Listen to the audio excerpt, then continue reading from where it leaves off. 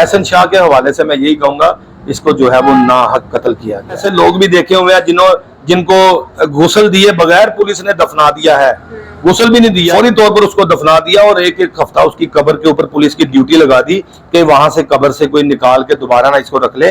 और इस तरह से हुआ कि ये एहसन शाह को भी फौरी तौर पर और आधा घंटा इसको गुस्ल ना करवाते, इन्होंने बगैर गुस्ल के दफना देना था। पुलिस को इस बात का शक था कहीं डेड बॉडी छीनी ना जाए, कहीं डेड बॉडी गवर्नर हाउस के आगे ना रख दी जाए। अगर आपकी दोबारा आवाज किसी चैनल पर आई तो आपको आपके बेटे की लाश मिलेगी। आखिर वो माँ है, एक माँ बनकर सोचें तो मैं समझता हूँ कि इन्होंने बहुत अच्छा किया है, अपनी खामोशी इख्तियार कर लिया है, खो दिया। अब उस माँ को इस बात का भी अंदेशा है कि मेरा दूसरा बेटा भी इनके पास है, इसलिए जब उसकी माँ धारे मार मार रोती है तो उसके कान में कोई ना कोई आके पुलिस का खबरी कह देता है ना रो, वो दूसरा मुंडा भी मर जाएगा। फिर वो बेचारी अपने आंसू पी लेती है। अगर उसका दूसरा बेटा बाहर रिहा होता तो इसने खुल डुल कर रोना था, अपने बच्चों के सीने लग लग। अच्छा, वैसे मुझे बताया कि जब जनाजा हुआ मैयत घर आई तो पुलिस की बहुत भारी नफरी यहाँ पर मौजूद थी, जिसमें लेडी कांस्टेबल भी थी, मर्द हजरात भी थे, एसएचओ साहब आए, डीएसपी साहब आए, यहाँ नाके लगे हुए थे। मतलब मरने के बाद भी इतनी भारी नफरी दी गई, तो जब वो जिंदा था उस वक्त की पुलिस कहाँ पर थी? उसकी हिफाजत के लिए क्यों मौजूद नहीं थी? ये जो पुलिस यहाँ पर जमा हुई थी ये बहुत कम है, इससे ज्यादा जमा होनी थी।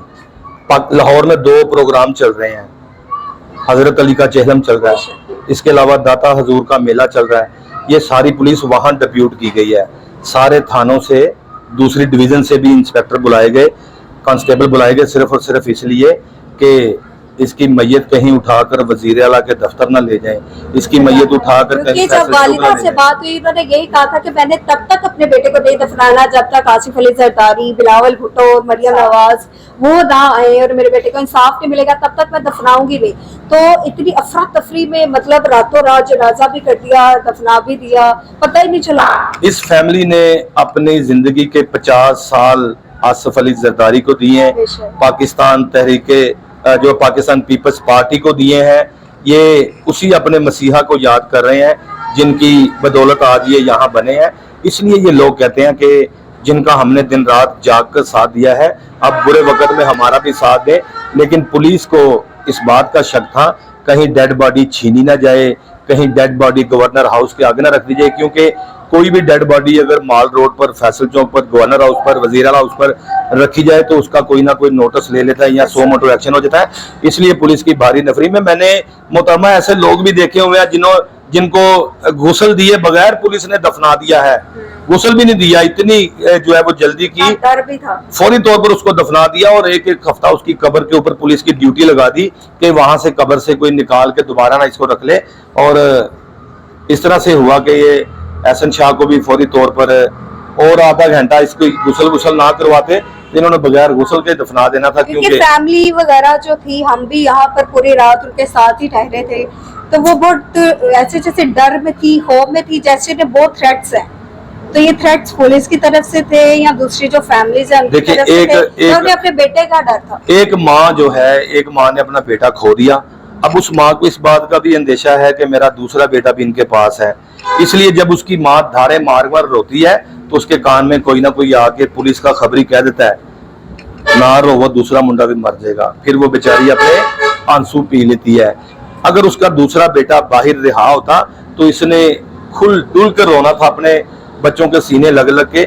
अब उसको पता है एहसन शाह दुनिया में वापस नहीं आएगा, लेकिन अली रजा तो जिंदा है, कहीं उसको मुबैना पुलिस मुकाबले में पार ना कर दिया जाए। नसीबी है कि पाकिस्तान में एक माँ जो है अपने बेटे की मैयत पर खुलकर रो भी नहीं सकती। पाकिस्तान में क्या यही निजाम रहेगा? सदियों से ये रीत जो है चलती आ रही है, कब तक चलती रहेगी? आप जो है पुलिस के साथ आपके बड़े अच्छे ताल्लुकात भी है, आप सीनियर क्राइम रिपोर्टर रहे हैं, अभी भी करते हैं, तो पुलिस की रविश जो है कब बदलेगी? देखिए, ये तो बदलने के लिए सबसे पहले पाकिस्तान की जो सबसे बड़ी कोर्ट है, सुप्रीम कोर्ट, उसको जरा आंख खोलनी पड़ेगी। उस अदालत को जो है वो देखना पड़ेगा कि नीचे क्या हो रहा है, उसको देखना पड़ेगा कि अखबारात की सुर्खियां क्या कह रही हैं, उनको देखना पड़ेगा टेलीविजन स्क्रीन पर टिकर क्या चल रहे हैं। जब इसका 100 मोटो नहीं लिया जाएगा, मेरे एक बड़े काबिल जो है वो जज साहब जो सुप्रीम कोर्ट के जस्टिस गुजरे हैं, उन्होंने बात बात पर जो है वो 100 मोटो लिए, लेकिन ऐसी सरकारी इदारों की हवा निकली, कोई ऐसे था जैसे कि सर पे जूं तक नहीं रिंगती, बिल्कुल तीर की तरह सीधे थे। अब तो एक मुद्दत गुजर गई है, 100 मोटो लिए ही नहीं गया, ना कोई जुडिशियल इंक्वायरी की गई है। तो इंसाफ के लिए जो है वो पुलिस का होना जरूरी नहीं है, इंसाफ के लिए अदलिया को भी अपनी आंख खोलनी चाहिए। माजरत के साथ अदलिया जो देखती है, जो समझती है, मैं समझता हूं कि वो किसी को पता नहीं चलता। तो नसीबी है कि पाकिस्तान में एक माँ जो है अपने बेटे की मैयत पर खुलकर रो भी नहीं सकती। पाकिस्तान में क्या यही निजाम रहेगा? सदियों से ये रीत जो है चलती आ रही है, कब तक चलती रहेगी? आप जो है पुलिस के साथ आपके बड़े अच्छे ताल्लुकात भी है, आप सीनियर क्राइम रिपोर्टर रहे हैं, अभी भी करते हैं, तो पुलिस की ये रविश जो है कब बदलेगी? देखिए, ये तो बदलने के लिए सबसे पहले पाकिस्तान की जो सबसे बड़ी कोर्ट है, सुप्रीम कोर्ट, उसको जरा आंख खोलनी पड़ेगी। उस अदालत को जो है वो देखना पड़ेगा कि नीचे क्या हो रहा है, उसको देखना पड़ेगा कि अखबारात की सुर्खियां क्या कह रही हैं, उनको देखना पड़ेगा टेलीविजन स्क्रीन पर टिकर क्या चल रहे हैं। जब इसका 100 मोटो नहीं लिया जाएगा, मेरे एक बड़े काबिल जो है वो जज साहब जो सुप्रीम कोर्ट के जस्टिस गुजरे हैं, उन्होंने बात पर जो है वो 100 मोटो लिए, लेकिन ऐसी सरकारी इदारों की हवा निकली, कोई ऐसे था जैसे कि सर पे जूं तक नहीं रिंगती, बिल्कुल तीर की तरह सीधे थे। अब तो एक मुद्दत गुजर गई है, 100 मोटो लिए ही नहीं गया, ना कोई जुडिशियल इंक्वायरी की गई है। तो इंसाफ के लिए जो है वो पुलिस का होना जरूरी नहीं है, इंसाफ के लिए अदलिया को भी अपनी आंख खोलनी चाहिए। माजरत के साथ अदलिया जो देखती है, जो समझती है, मैं समझता हूं कि वो किसी को पता नहीं चलता।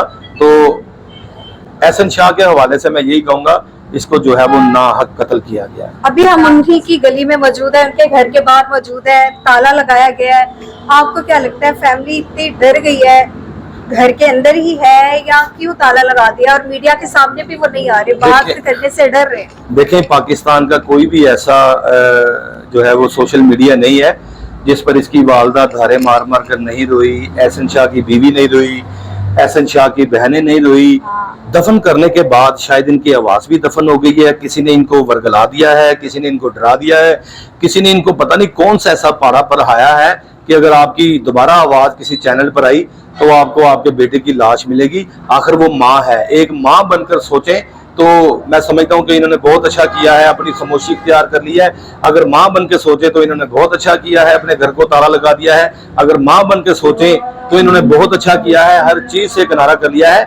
आज से 72 घंटे पहले की बात है, इसकी वालदा हर टिकटॉक पर, हर सोशल मीडिया पर, हर नेशनल टीवी पर आ रही थी, लेकिन आज इसकी वालदा नजर नहीं आ रही, सिर्फ और सिर्फ अली रजा को बचाने के लिए। बहुत शुक्रिया आपका। नाजरीन, आपने जो है Wasim Sabir senior crime reporter जो कि इस केस को देख भी रहे, इससे पहले भी इस तरह के केसेस वो देखते रहे हैं, उनकी बातें सुनी, उन्होंने बड़ी सच्ची और खरी बातें की। और वालिदा का जो दुख है, असली दुख, जिसकी वजह से उन्होंने अपनी आवाज बंद रखी हुई है, ये भी आपने जाना। ये वीडियो आपको कैसी लगी हमें जरूर बताइएगा। इसी के साथ मुझे इजाजत है, अल्लाह के बाद।